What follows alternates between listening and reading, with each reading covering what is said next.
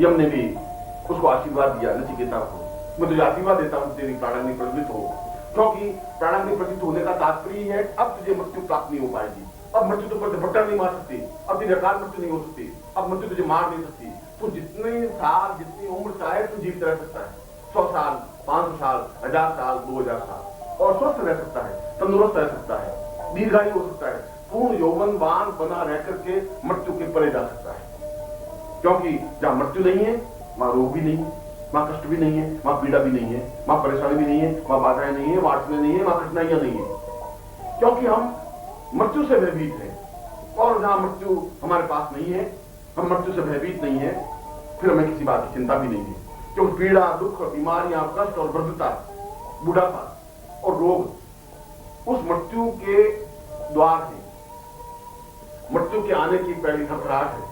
जब रोग आता है तो समझना चाहिए अब मृत्यु आसपास आ रही है, वह पहली दस्तक है। इसलिए सरकार कह रहा है कि जब मृत्यु आने की स्टेज होती है, मृत्यु आने की स्थिति होती है, तो 100 बार दरवाजे पर ठक ठक करती है, कभी तकलीफ के कारण, कभी बीमारी के कारण, कभी हाथ में दर्द है, कभी पाँव में दर्द है, कभी आंखों की रोशनी कमजोर हो रही है, कभी दांत गिर रहे हैं, कभी सुनने की स्थिति कमजोर हो रही है, कभी हृदय की धड़कन कम हो रही है, ज्यादा हो रही है, कभी ब्लड प्रेशर हो रहा है। ये सारी स्थितियां बार बार दरवाजे पर ठक ठक कर रही है कि अब मैं आ रही हूं। अचानक मौत नहीं आती, मृत्यु आती है आवाज देती हुई, दरवाजे को ठोकती हुई, दरवाजे पर ठकठकाहट करती हुई, मगर यह अलग बात है व्यक्ति सुने नहीं। जब ब्लड प्रेशर होता है तो पहली आवाज करती है कि अब मैं आ रही हूं, फिर आंखों की रोशनी कम होती है तो कह देती है कि अब मैं आ रही हूं, फिर सुनने की आवाज कम होती है तो कह रही मैं आ रही हूं, जब हृदय कमजोर हो जाता है तब कह रही मैं आ रही हूं, जब शरीर कमजोर हो जाता है तो फिर मौत कह रही मैं आ रही हूं। 100 बार मौत आवाज देकर के आती है, मगर जब प्राणाग्नि प्रज्वलित हो जाती है तो उस प्राणाग्नि में जब बुढ़ापा अपने आप में समाप्त हो जाता है, रोग अपने आप में जल जाता है, कष्ट अपने आप में समाप्त हो जाते हैं, उस व्यक्ति को न कष्ट रहता है, न पीड़ा रहती है, न बुढ़ापा रहता है, न मौत रहती है, क्यों मृत्यु से परे हो जाता है। नचिकेता को ऐसा ही हुआ। यम ने कहा कि तू दीर्घायु होगा, मृत्यु तेरे अनुकूल रहेगी, तू चाहेगा तो मृत्यु आएगी, तू चाहेगा तो नहीं आएगी, और मृत्यु नहीं आएगी तो फिर रोग भी नहीं आएगा, जब मृत्यु नहीं आएगी तो फिर बुढ़ापा भी नहीं आएगा। नचिकेता ने कहा कि आपने मुझे तीसरा वरदान मांगने के लिए कहा और मैं आपकी आज्ञा का पालन करता हुआ तीसरा वरदान मांग रहा हूं कि आप मुझे ब्रह्म विद्या का उपदेश दें, जिसके माध्यम से व्यक्ति पूर्ण ब्रह्ममय बन जाता है, पूर्ण ब्रह्मांड का एक भाग बन जाता है, पूर्ण ब्रह्मांड युक्त बन जाता है। यम ने कहा कि तुझे तीसरा वरदान बड़ा कठिन मांगा है, मैं तुझे कहता हूं कि तू तीसरे वरदान मांगने की हट छोड़ दे, मैं लाखों गाय तुम्हें दे देता हूं, मगर ये वरदान मत मांग। नचिकेता ने कहा कि जो मैंने मांगा है मैं वही प्राप्त करना चाहता हूं। जब ने कहा कि मैं तुझे जितना भी तू चाहे, मैं स्वर्ण आभूषणों का ढेर तुम्हें देने को तैयार हूं, मगर तू इस वरदान को मत मांग, इस विद्या को मत मांग। नचिकेता ने कहा कि मैं स्वर्ण ढेर को लेकर क्या करूंगा, वह स्वर्ण ढेर तो समाप्त हो जाएगा, वह तो मेरे शरीर के साथ ही अपने आप में व्यक्त हो जाएगा। मैं तो उस ब्रह्म विद्या को जानना चाहता हूं जो अपने आप में अमृतत्व है, जो अपने अमृत कुंड है, जो अपने आप में सिद्धासन है, जो अपने आप में पूर्णता है, जो अपने आप में श्रेष्ठता है। और यम एक बार फिर उसको प्रलोभन देते हैं, नचिकेता तो सुंदर स्त्रियों को मांग ले, मैं तुझे असंख्य स्वर्ण स्त्रियां और सुंदर स्त्रियां देता हूं जिसका तू भोग कर सकता है, मगर इस विद्या को मत प्राप्त कर, ये वरदान मत मांग। नचिकेता कहता है कि जो चीज मुझे चाहिए अगर वही मुझे प्राप्त नहीं हो तो मैं हजारों हजारों सुंदर स्त्रियों को लेकर के क्या करूंगा, उसकी क्या प्रयोजन होगा।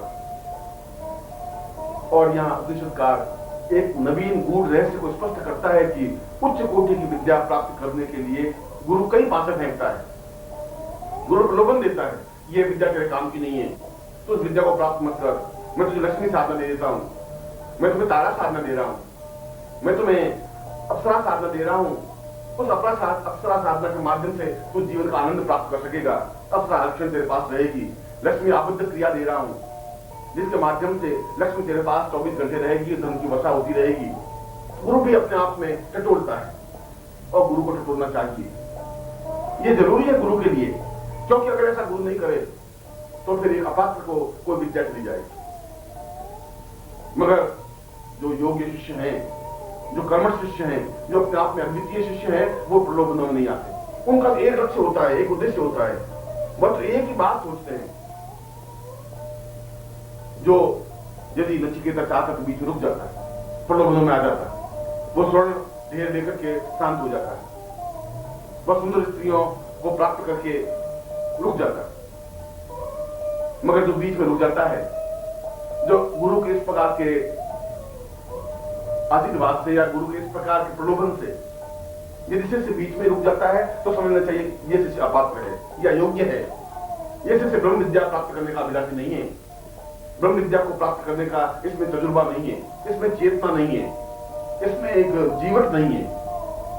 तो ब्रह्म विद्या को प्राप्त करने का तात्पर्य है कि अपने आप में व्यक्ति कर्मठ हो, योग्य हो, साहसी हो, दृढ़ निश्चयी हो, प्रलोभनों से परे हो।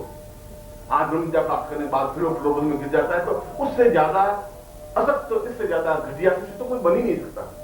आज ब्रह्म विद्या को जानने वाला यदि छोटे से स्वार्थ में प्रेरित हो जाता है तो कितना बड़ा नुकसान हो सकता है। आज ब्रह्म विद्या को जानने वाला अगर शिष्य उस स्त्रियों के चक्कर में पड़ जाता है तो कितनी बड़ी आयु तेज जाता है। इसलिए उसकी परीक्षा लेनी जरूरी है, तो उसको टोकना जरूरी है, उसको अन्य कई तरीकों से उसको चेतना लेनी जरूरी होती है। गुरु तो एक पासा फेंकता है, एक चालाकी बरतता है, एक प्रलोभन देता है, और गुरु देते हैं, गुरु प्रलोभन देता है। नचिकेता दृढ़ निश्चय रहा कि मैं, अगर आप मुझे दें तो ब्रह्म विद्या ही दें, क्योंकि मैं ब्रह्म विद्या ही प्राप्त करना चाहता हूं। यम बहुत प्रसन्न होते हैं और कहते हैं कि मैं तुम्हें ब्रह्म विद्या दे रहा हूं। स ब्रह्म स पूर्णम स चिंत्यम स द्वितीयम स सोहम स पूर्वा स चिंत्यम। तू अपने आप में पूर्ण विरक्त बन, तू अपने आप में पूर्ण निष्प्रह बन। इस ग्रस्त में रहता वो भी ग्रस्त की मत बन, इस संसार में रहता वो भी संसार मत बन। जीवन को पूर्णता से ब्रह्मत्वमय बन। तू मेरे पास आया है, मुझे गुरु बनाया है, मुझे अपने आप को सौंपा है, मैं तुझे अपने आशीर्वाद के द्वारा मैं ब्रह्म विद्या तुम्हें दे रहा। आशीर्वाद के द्वारा भी, मंत्र के द्वारा भी जिससे दोनों तरीके से गुरु से उस ब्रह्म विद्या को जान सकता है, मंत्रों का और क्रियाओं के द्वारा भी। और यदि गुरु प्रसन्न हो तो उसको आशीर्वाद देकर के भी ब्रह्म विद्या में पूर्ण शक्ति बना सकता है, ब्रह्ममय बना सकता है, पूर्ण ब्रह्मर्षि बना सकता है। यम ने ऐसा ही किया, उसी सिर पर हाथ रख करके आशीर्वाद दिया और उस वरदान के देने के साथ साथ उसको पूर्ण ब्रह्मर्षि बनाया। उस मृत्यु के परे की कला सिखाई, उस मृत्यु से पूर्णता प्राप्त करने की विद्या सिखाई, जहां मृत्यु है ही नहीं, जहां आनंद ही आनंद है, जहां श्रेष्ठता है, जहां द्वितीयता है, जहां पूर्णता है, जहां अपने आप में परिपूर्णता है, ब्रह्मता है। इसी को सिद्धाश्रम कहते हैं। सिद्धाश्रम का तात्पर्य है कि जहां मृत्यु नहीं है, जहां किसी प्रकार की वृद्धता नहीं है, जहां किसी प्रकार की कमी नहीं है, जहां किसी प्रकार की न्यूनता नहीं है, जो चीज चाहे उसी क्षण प्राप्त हो जाए। हम अपने आप में तेजस्वी पुंज बन सके, अद्वितीय बन सके, हमारे लाट पर भाल पर अपने आप में चैतन्यता और तेजस्विता आ सके, हम पूर्ण रूप से ब्रह्मर्षि बन सके, ब्रह्ममय बन सके। और यह ब्रह्ममय श्रेष्ठ गुरु के द्वारा ही संभव है। श्रेष्ठ गुरु के द्वारा ही सिद्धाश्रम में जाना संभव है। श्रेष्ठ गुरु के द्वारा ही ब्रह्म विद्या की जानने की क्रिया संभव है। जो प्रलोभनों से परे हो जाता है, जो अपने आप को समर्पित कर देता है, जो अपने देह को, अपने प्राणों को गुरु के चरणों में समर्पित करता हुआ इस विद्या को जानने के अभिषेक बनता है, जो निश्चय कर लेता है मुझे विद्या जाननी है, तो दोनों तरीकों से जान सकता है।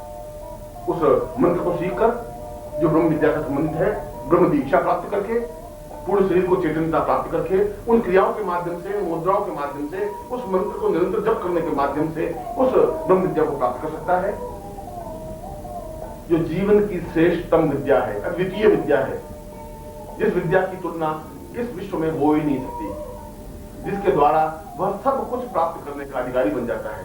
सारे वेद पुराण उसके कंठस्थ हो जाते हैं। वह जीवन में जिस वस्तु की कामना रखता है वह वस्तु प्राप्त हो जाती है। फिर वह अत्यंत भोगी होते हुए भी योगी बना रहता है। इसलिए तो कृष्ण को 16,000 रानियां होते हुए भी उसको योगीश्वर कहा गया। फिर वह भोग में भी योग की कला जान लेता है, फिर वह योग में भी भोग को देख लेता है। वो अपने आप में निष्प्रभ होता है। जैसा कमल जल के अंदर रहता हुआ भी निर्लिप्त रहता है, ठीक उसी प्रकार से संसार निर्लिप्त रहता है। और दूसरी विद्या आशीर्वाद के द्वारा भी, और वह आशीर्वाद के द्वारा भी उस विद्या को जान सकता है। गुरु के द्वारा आशीर्वाद प्राप्त करके भी पूर्ण ब्रह्मसी बन सकता है। और मैं आपको आशीर्वाद देता हूं कि आप जीवन में इस ब्रह्म विद्या को प्राप्त करें, नचिकेता बने, पूर्णता प्राप्त करें। ये आपको ऐसा ही आशीर्वाद।